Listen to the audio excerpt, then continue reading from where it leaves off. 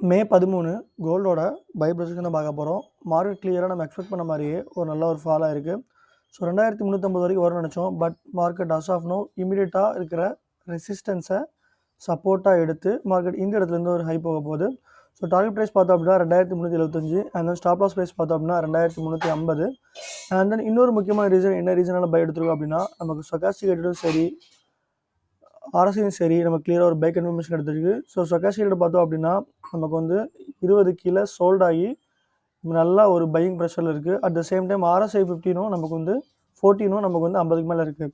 And then இதை base பண்ணி நம்ம டெலகிராம் சேனல் ஒரு பைக்கால் கொடுத்தோம். அஸ் ஆஃப் நோ அந்த ட்ரேட் வந்து ப்ராஃபிட்டில் தான் ரன் ஆகிட்டு இருக்கு.